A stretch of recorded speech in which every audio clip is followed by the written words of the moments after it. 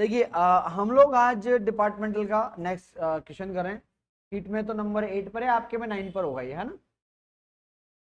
देवेंद्र मेनन वाला question number 9 पे है। इसको समझने के पहले हम लोग एक छोटा सा एग्जांपल देख लेते हैं, और उस एग्जांपल के बाद इसको करना बहुत आसान हो जाएगा आपके लिए। कल वाला क्वेश्चन है।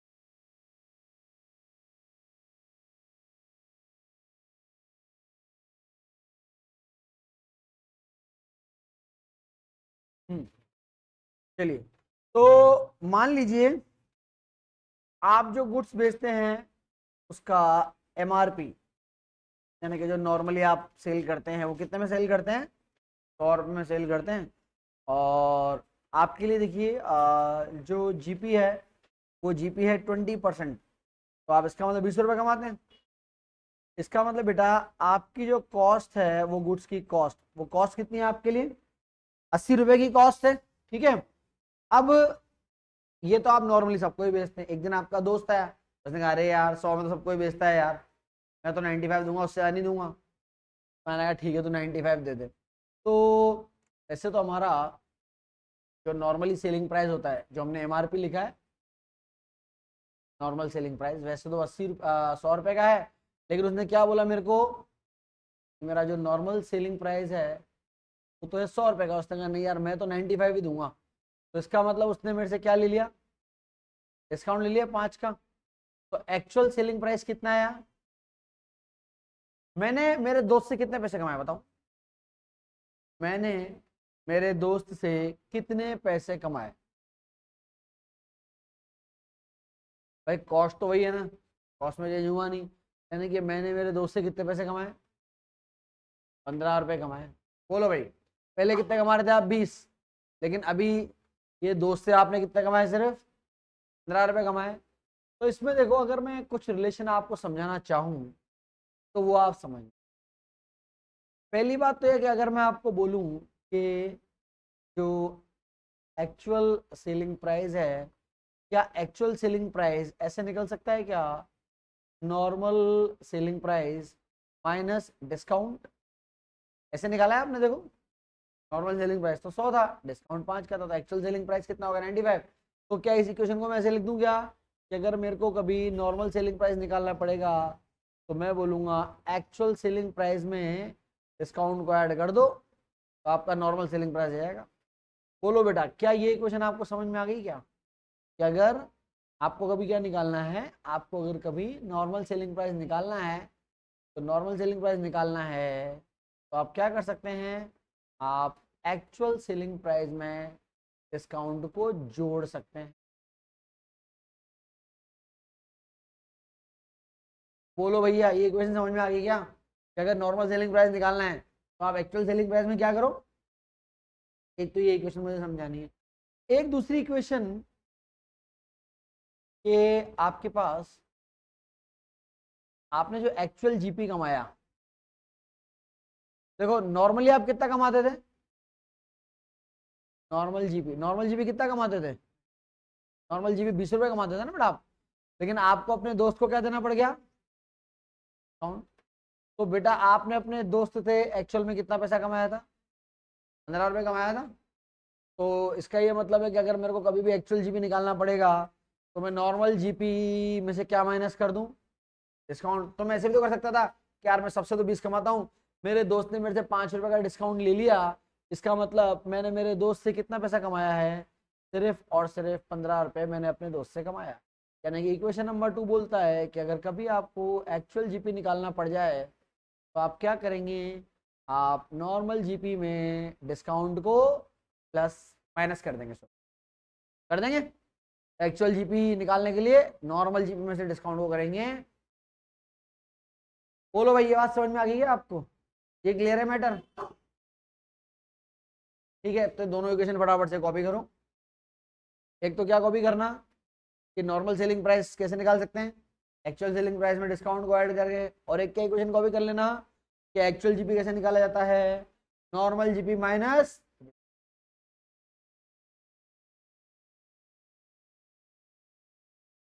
हो गया, क्वेश्चन क्या नहीं हो रहा हो तो कॉपी कर लो।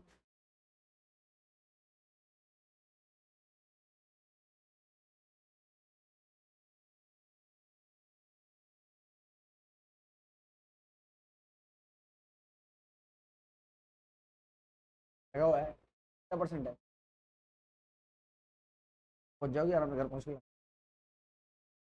क्यों?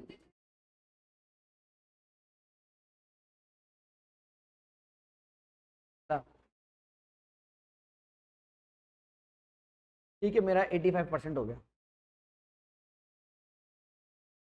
मैं त्याग कर सकता हूँ तुम्हारे लिए। हाँ ये हो गया। अच्छा इसके नीचे एक नोट लिखो आप, इसके नीचे एक नोट लिखो, normal GP will be calculated, देखो normal GP will be calculated और नॉर्मल सेलिंग प्राइस, हमारी कॉपी में नहीं होगा, तुम लोग लिख लो, normal GP will be calculated on normal selling price, normal GP will be calculated on normal selling price, ठीक है। हाँ जी, बढ़े आगे, चलिए। तो क्वेश्चन नंबर 8 क्या लिखा हुआ है 8 में भाई? 8 में लिखा हुआ है मेरे पास कि Devendra mineral limited has 3 department X, Y and Z. Now from the following particular prepare departmental training account of the firm. Opening stock 1,08,000, purchase 6 lakh, actual sale underline करना, एक्चुअल सेल कितना है? 7 लाख। जीपी दे रखा है, लगाओ अंडरलाइन, जीपी किस पे है? Normal selling price पे कितना? ये बोल रहा है during the year certain item, कुछ चीजें ऐसी थी were sold at a discount and this discount were reflected in the value और sale shown above the item sold at discount. इस लाइन का क्या मतलब है? वो बोल रहा है कि आप ये जो ऊपर देख रहे हो ना एक्चुअल सेलिंग प्राइस, बोले कुछ आइटम ऐसा था, जैसे एक्स में बात कर रहा हूँ, कि जिसका नॉर्मली सेलिंग प्राइस 30,500 था, लेकिन हमने उसको एक्चुअल में बेच कितने पे दिया था? तो इसका मतलब क्या डिपार्टमेंट एक्स ने डिस्काउंट दिया था क्या?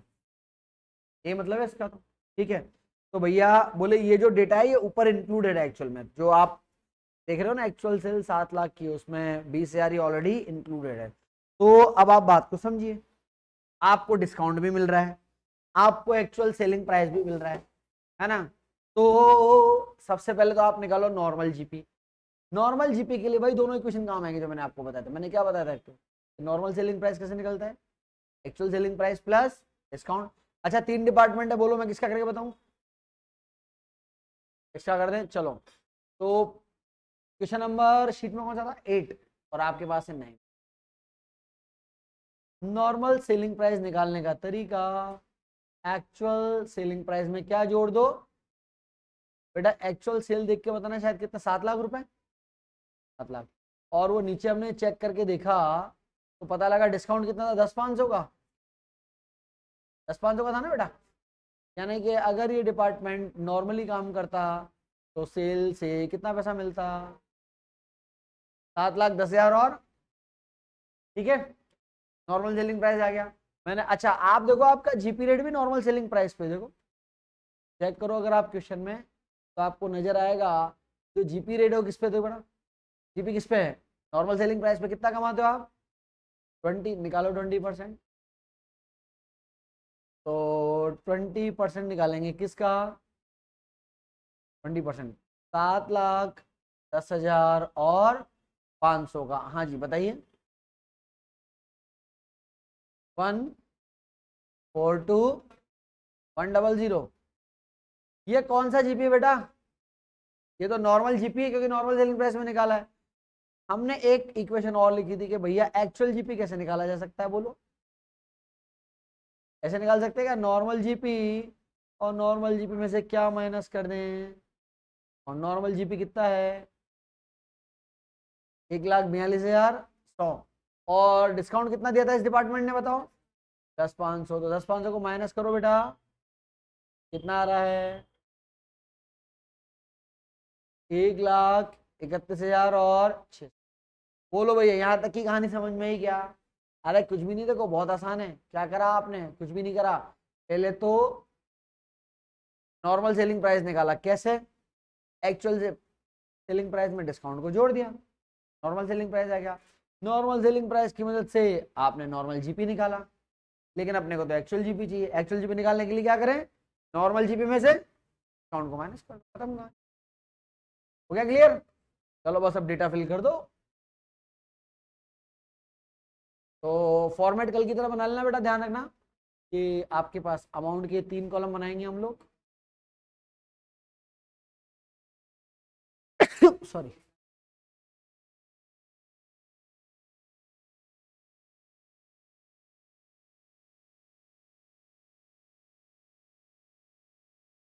है ना, तो फॉर्मेट आप ऐसे ही बनाइएगा बेटा।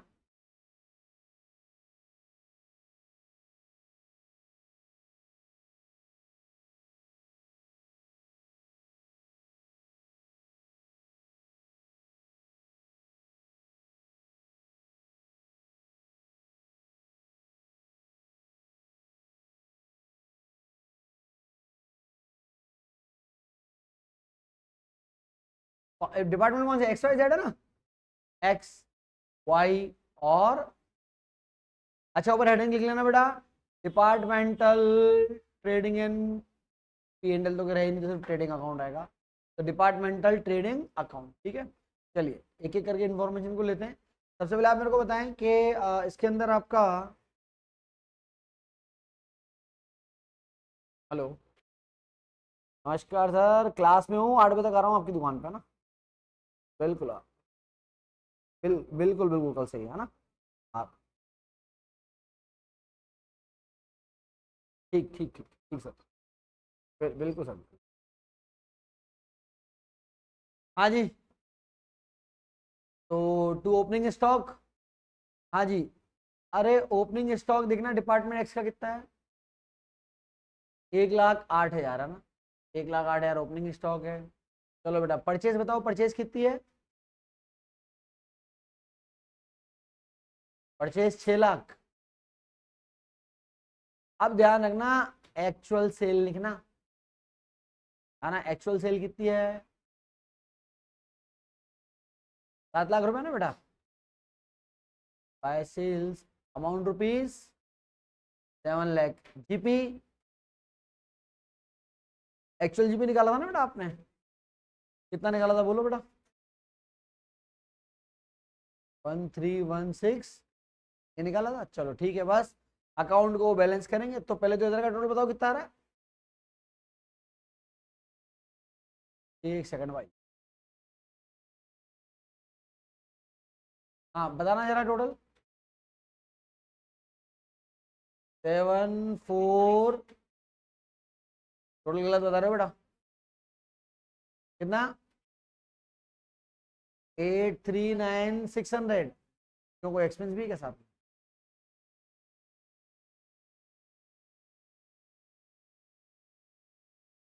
हाँ जी, तो सेल्स माइनस करो 7 लाख, और क्लोजिंग स्टॉक कितना आ जाएगा आपका,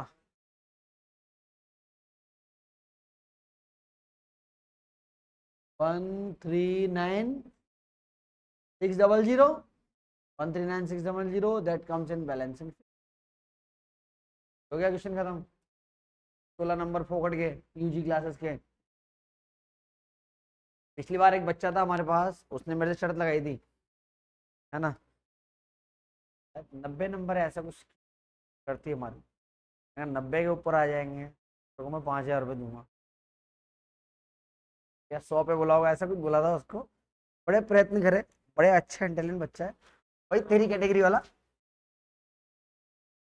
80 पे अटक गया वो, तो क्योंकि उसके साथ एक चोट कर गई, एक थ्योरी आ गई बीच में, नहीं तो 90 के ऊपर निकाल देता। उसने फीस, देखो मैं आप सबको यही सलाह दूंगा, आप प्रैक्टिकल तो जो जो मैं पढ़ा रहा हूँ कर जाना, थ्योरी के लगभग 15 क्वेश्चन बताऊंगा वो कर जाना, बस उसमें तेरा पूरा पेपर अटेम्प्ट हो जाएगा 100 नंबर का, थ्योरी और प्रैक्टिकल मिला के, हाँ ठीक है। अब मैं तो अकाउंट्स पढ़ाता हूँ, मैं तो वही टांग अड़ाऊंगा ना, लॉ और इकोनॉमिक्स टांग अड़ा दूंगा अपनी। अरे ये हो गया क्लियर, समझ में आ गया अपने को, कॉपी करना है क्या, कर लिया, कर लिया, चलो आगे, अरे भैया, ओ दादाओं आगे चले।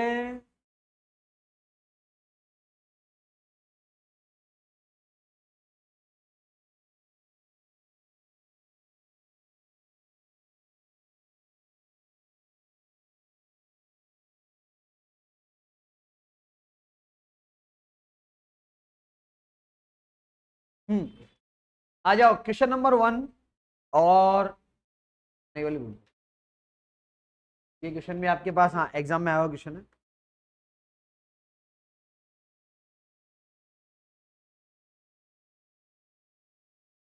अरे बच्चा पार्टी क्वेश्चन नंबर 1, आपकी बुक का इलस्ट्रेशन नंबर 4 है ये, बुक में इलस्ट्रेशन नंबर 4 पे बेटा।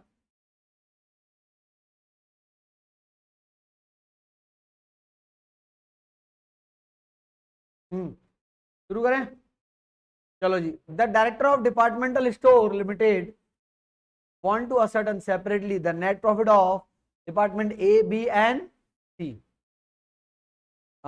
for the 4 month ending 30th। बोले आपका 4 महीने खत्म हो रहा है, जनवरी फरवरी मार्च अप्रैल, 4 महीने का हमको नेट प्रॉफिट बता दो।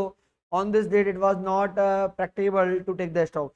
बोले हम लोग क्लोजिंग स्टॉक नहीं ले पा रहे हैं, but an adequate system of departmental accounting is use. बोले पर हमारे यहाँ एक अच्छा अकाउंटिंग सिस्टम है, और हमें ये बताया जा रहा है कि जो यूजुअल रेट ऑफ जीपी है वो आप कितना कितना कमा लेते हैं, 40%, 30% और 20% ऑन टर्नओवर यानी कि सेल्स का। इसको अंडरलाइन कीजिएगा, क्वेश्चन की बहुत अच्छी line. Indirect expense are charge in the proportion to departmental, यानी कि इनडायरेक्ट एक्सपेंस किस पे लगते हैं, सेल्स पे। Following are the figure of each department. 3 department है, ए बी और सी। क्या क्या है, स्टॉक है, परचेज है, सेल है और डायरेक्ट एक्सपेंस है। द टोटल इनडायरेक्ट एक्सपेंस जो है पूरे पीरियड के, including those related to the other department, कितने हैं, 4200 ऑन द सेल्स ऑफ 84,000। यानी कि बोले कुल मिला के हमारे जो सारी सेल है वो तो 84,000 की, दूसरे डिपार्टमेंट की मिला मिलू के, क्योंकि यहाँ तो आप देखोगे तो 12 और 10 22 और 6 28 ही है, लेकिन जो पूरा इसका बिजनेस है, पूरे बिजनेस का सेल कितना है 84, और पूरे बिजनेस का इनडायरेक्ट एक्सपेंस कितना है। और ऊपर मैंने एक लाइन आपको अंडरलाइन करवा रखी है कि इनडायरेक्ट एक्सपेंस जो है are charge in proportionate to the departmental, ये लिखा है आप लोगों ने, ठीक है। चलिए लिखे नोट नंबर 1, नोट नंबर 1 लिखेंगे बेटा, और इसमें आप लिखें, लिखो calculation of calculation of calculation of percentage relation, calculation of percentage relation of indirect expense and sale. Indirect expense and, देखो आप बोल रहे हो कि पूरे बिजनेस का इनडायरेक्ट एक्सपेंस कितना है, 4,200। बेटा सारे डिपार्टमेंट की सेल कितनी थी, 84,000 थी शायद, 84 ही है ना, क्या लगी 84,000। तो क्या इसका मतलब ये है क्या कि आपका इनडायरेक्ट एक्सपेंस सेल्स का 5% है। बोलो कितना करते हैं इनडायरेक्ट एक्सपेंस हम सेल का। अच्छा इंडायरेक्ट एक्सपेंस कहाँ आता है आपका, ट्रेडिंग में या पीएनएल में, पीएनएल में आता है। तो जब हम पीएनएल बनाएंगे तो देख लेंगे, जहां जितना सेल होगा 5%, जैसे मान लो डिपार्टमेंट ए में सेल कितना है 12,000, 12,000 का 5% 600, 10,000 का 5% 500, 6,000 का 5%, क्या क्या तीनों डिपार्टमेंट का इनडायरेक्ट एक्सपेंस आप, ठीक है। और आगे लिखा हुआ है prepare a statement for the director, also make a stock reserve 10% for each department on the estimated value of the stock. तो बोले कि आप 10% का रिजर्व भी बना लो, और कौन से स्टॉक पे, वो स्टॉक जो 30 अप्रैल 2020 को आ रहा है, ठीक है। अभी बना लेंगे रिजर्व, कोई बड़ी बात नहीं है। क्वेश्चन को स्टार्ट करते हैं। कितने डिपार्टमेंट है, 3। तो मैं तो हमेशा की तरह एक का बनाऊंगा, तुम साथ में कॉलम खींचो फटाक से, और बी और सी का भी साथ के साथ बनाना। हाँ मेरे अंदर क्या है, मेरे अंदर कुछ आदतें खराब हैं कि मैं बच्चे को कंटिन्यू क्या है परेशान जरूर करता हूँ, और वो जरूरी भी है आपके पास होने के लिए, वरना आप निकम्मे निठल्ले हो जाओगे बिल्कुल।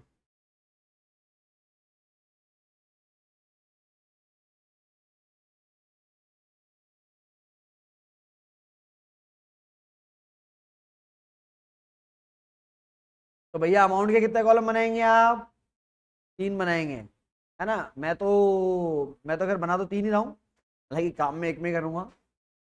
क्या क्या एबीसी एक्स वाई जेड है, ऊपर हेडिंग लगाओ, डिपार्टमेंटल हेडिंग लगाओ सबसे पहले, departmental trading and P and L, departmental trading and P and L.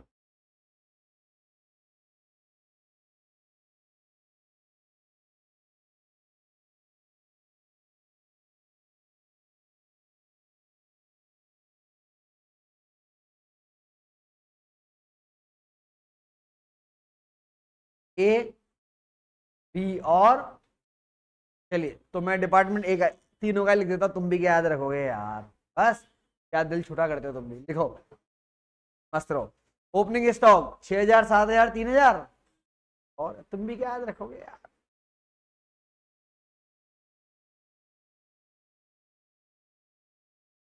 To opening stock कितना, 6000 और 7000 और 3000, तो 6000, 7000 और 3000। ओपनिंग स्टॉक के बाद परचेज देख लें तीनों डिपार्टमेंट की, ये परचेज कितना है चेक करेंगे। परचेज है 7, 6.5, 4700।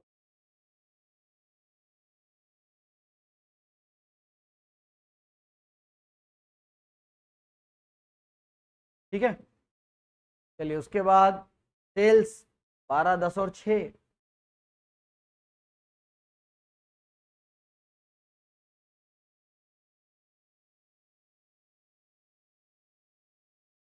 बाय सेल्स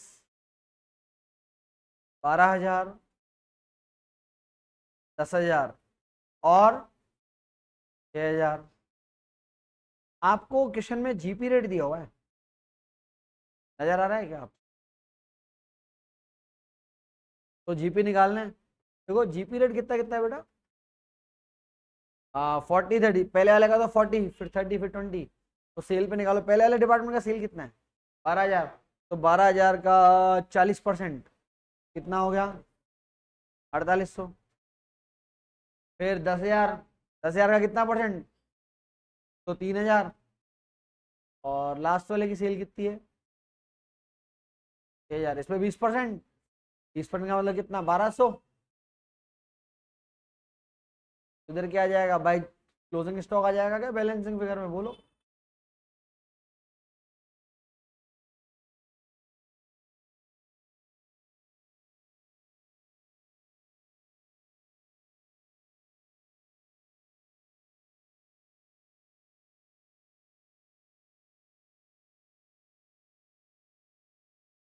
हम्म, चलिए तो इधर का टोटल बताओ कितना आ रहा है,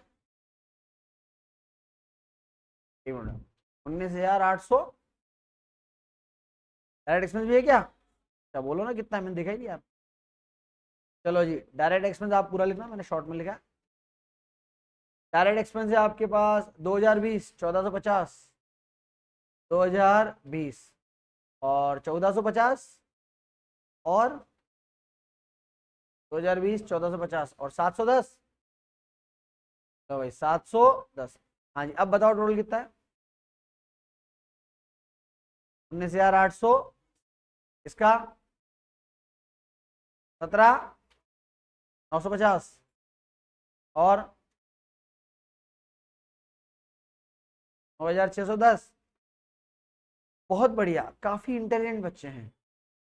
तो 19,820 में से 12,000 माइनस करे तो 7,800 और 7,950, और आखिर वाले का 3,610। ये आपने क्या निकाला, ये आपने निकाला है closing stock and that comes in balancing. लेकिन ध्यान रखें इस क्वेश्चन में ट्रेडिंग पी एंड एल दोनों पूछे, तो ट्रेडिंग बन गया, अब हमको बनाना पड़ेगा इसके नीचे पी एंड एल।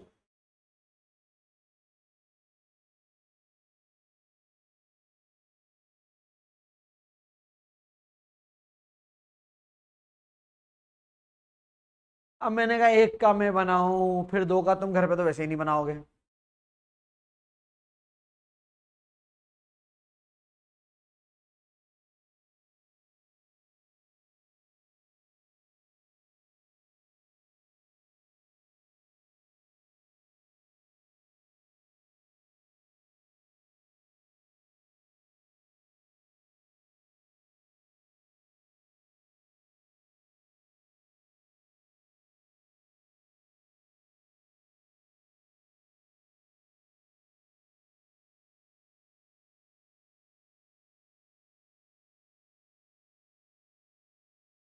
चलो जी, तो ये एज अ ओवरऑल देख लेता हूँ। ये आपका ट्रेडिंग तो बन गया।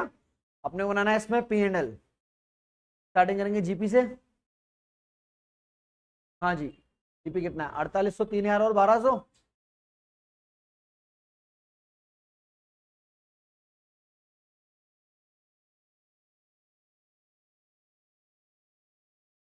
अड़तालीस सौ और 3000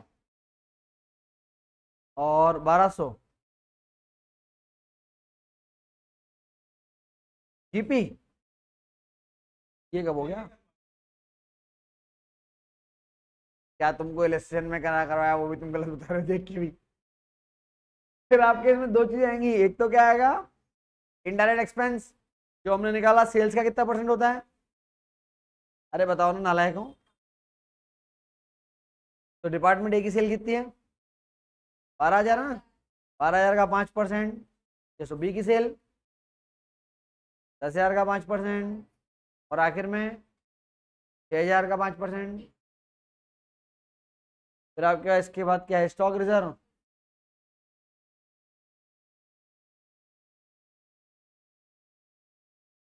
स्टॉक रिजर्व, उन्होंने बोला कि स्टॉक रिजर्व कितना बनाना है? क्लोजिंग स्टॉक का 10%।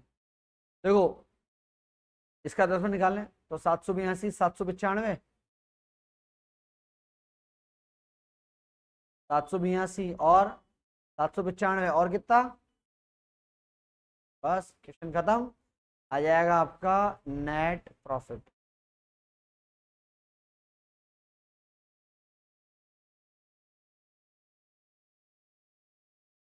हाँ जी, लो जीपी कितना था? 4800। 4800 में लेस करके बताओ। 3418 तो पहले वाला, फिर 1705 और